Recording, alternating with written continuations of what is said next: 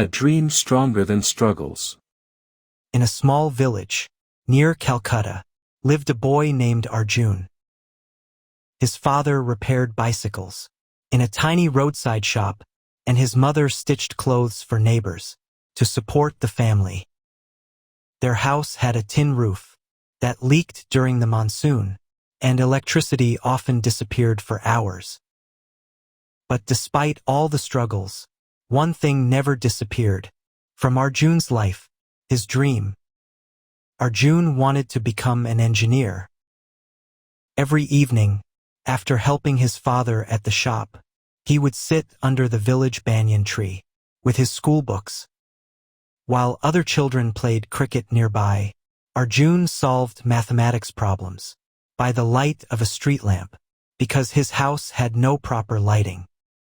Many people laughed at him. "Engineer? From this village," one man would say. "First earn money for food, then dream big," another would mock. Even some relatives advised his parents to stop his studies and send him to work in the city. But Arjun's mother always told him, "My son, being born poor is not a mistake. Having small dreams is." Those words became Arjun's strength. One year, heavy floods hit the village. Water entered homes, destroyed crops, and damaged the bicycle shop. Arjun's father lost almost all his earnings. The family struggled, even to buy rice and medicines. One night, Arjun heard his parents talking softly. "We may not be able to pay his school fees this year," his father said sadly.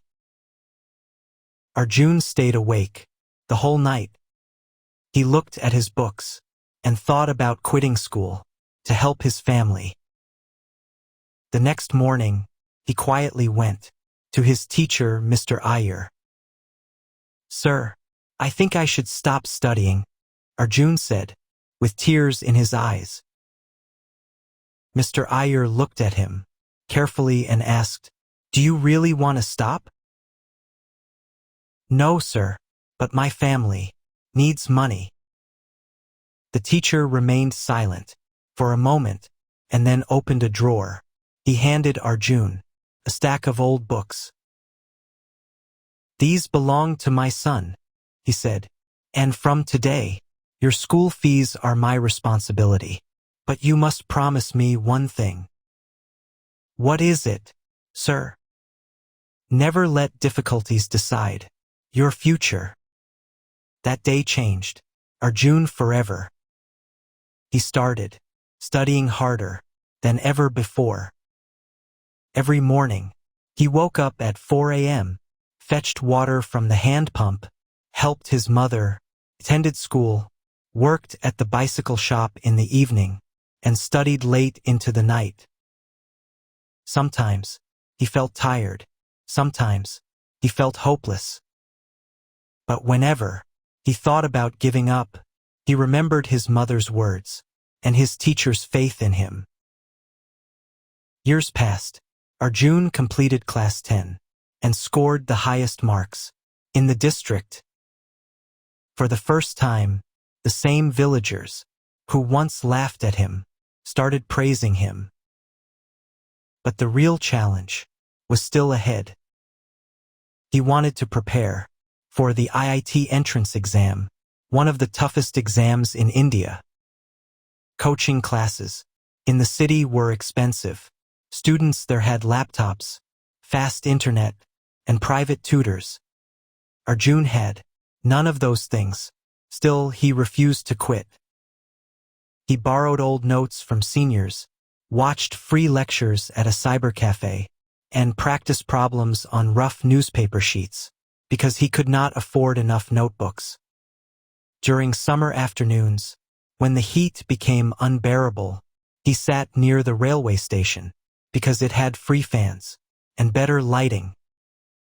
Railway passengers often noticed a thin village boy, deeply focused on thick science books. One evening, an old man sitting beside him asked, "Why do you study so hard every day?" Arjun smiled and replied, "Because my situation is temporary, but my dreams are permanent." The old man nodded silently. Months later, the IIT exam results were announced. Arjun was too nervous to check the result himself. His hands shook as he entered the cyber cafe. The owner checked the website and suddenly shouted, "Arjun, you got selected." For a moment, Arjun could not believe it.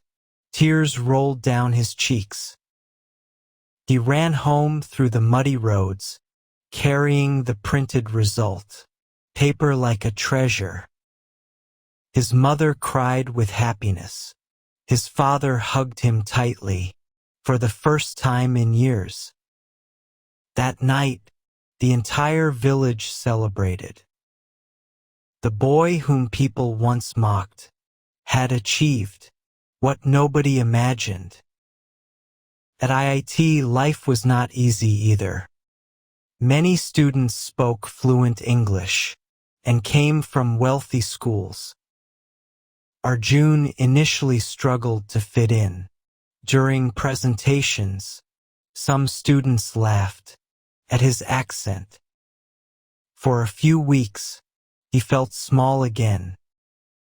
But then he remembered something important. He had not come this far to feel ashamed of who he was. Instead of hiding, he worked harder. He spent extra hours in the library, improved his communication skills, and participated in projects fearlessly. Slowly, everything changed. By his final year, Arjun became one of the top students. In his department, a major company offered him a high-paying job in Bengaluru. When he received his first salary, he did not buy expensive clothes or gadgets. He returned to his village. The bicycle shop still stood beside the dusty road, though older and weaker than before. Arjun walked inside and placed an envelope in his father's hands. "What is this?" his father asked. "A new beginning," Arjun said. Using his savings, Arjun rebuilt the shop into a proper store and repaired the leaking roof of their house.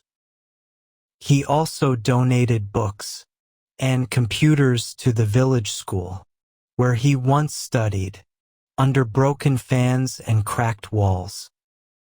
During the school inauguration ceremony, Mr. Iyer stood proudly beside him.